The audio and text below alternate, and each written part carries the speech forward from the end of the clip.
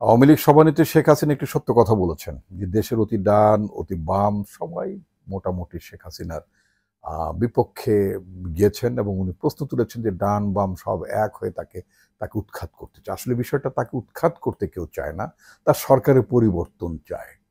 উৎখাত শব্দটি তার গণতান্ত্রিক শব্দ না।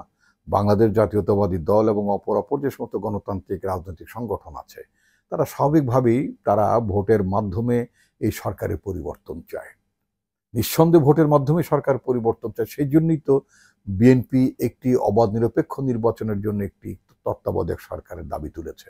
কিন্তু সরকার তত্ত্বাবধায়ক সরকার না দিয়ে নিজেরা শুধুমাত্র গায়ের জোরে ক্ষমতা থাকার চেষ্টা করছে এবং তারা বলতে চান যে তাকে যদি উৎখাত করে তারপরে কি আসবে, তারপরে কি আসবে এটা আওয়ামী লীগ সভানেত্রী বা আওয়ামী লীগের নেতৃবৃন্দের চিন্তা করার কোনো কারণ নেই।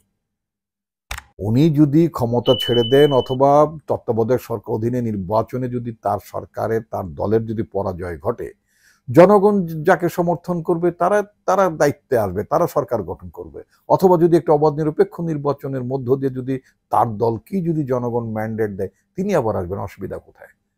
সেই জনগণের ম্যান্ডেট মানার আগ্রহ তো আমাদের আছে। কিন্তু দুর্ভাগ্যটা হচ্ছে তিনি যখন বলেন যে ২০২৪ সালের ৭ই জানুয়ারি যে নির্বাচনটি হয়েছে, এই নির্বাচনটা নাকি এই বাংলাদেশের এ যাবৎকার সমস্ত নির্বাচনের চেয়ে একটি ভালো নির্বাচন।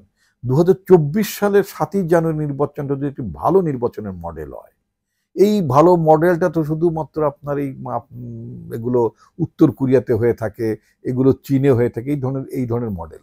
কারণ সেখানে কোনো প্রকৃতপক্ষে কোনো কম্পিটিটিভ পলিটিক্যাল পার্টি পরস্পরের বিরুদ্ধে প্রতিদ্বন্দ্বিতা করার মতো কোনো রাজনৈতিক দলেরই সেখানে কোনো অস্তিত্ব থাকে না। সেখানে তাদের অনুগত কয়েকটি বিরোধী দল থাকে, তারা নির্বাচনের দ্বারায় সরকার ইচ্ছায় এবং সরকার ইচ্ছায় তারা পরাজিত হন ইত্যাদি। এই তো বিষয়টা। তো বাংলাদেশটা কি উত্তর কোরিয়া হয়ে গেল নাকি?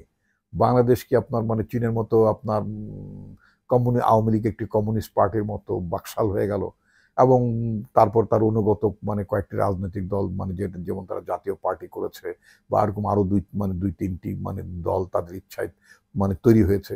তো এই ধরনের একটি নির্বাচনটা তো আপনার কোনো আপনার সারা পৃথিবীতে যে গণতান্ত্রিক নির্বাচনের যে মডেল, সেই মডেলের সাথে মোটেই তো যায় না। এই নির্বাচনে আওয়ামী লীগ নিজের অংশগ্রহণ করছে, আওয়ামী লীগের দলের লোকের অংশগ্রহণ করছে। এটা বাকশালে এক সময় নিজের দলের থেকে ২ জন ৩ জন করে প্রার্থী, তো এর মধ্য থেকে তাদের কর্মীরা একজনকে বেছে নিত।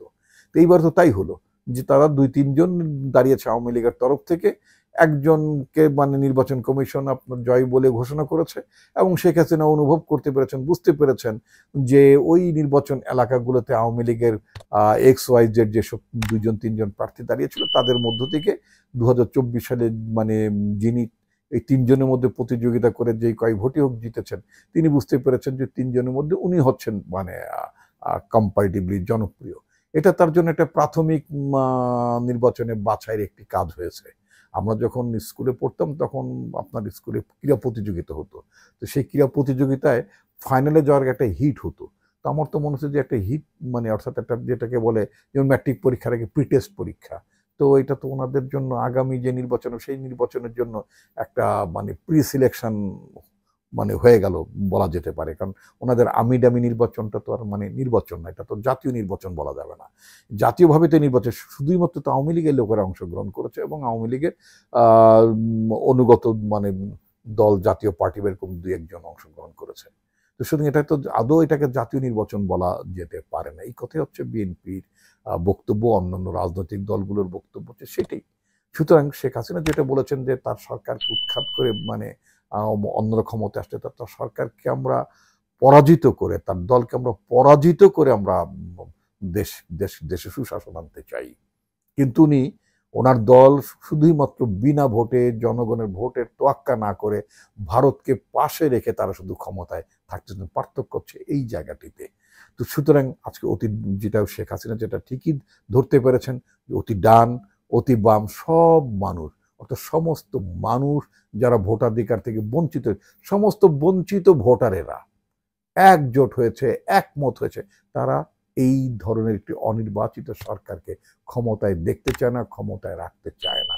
তারা একটি অবাধ নিরপেক্ষ নির্বাচনের আয়োজন পছন্দ করে।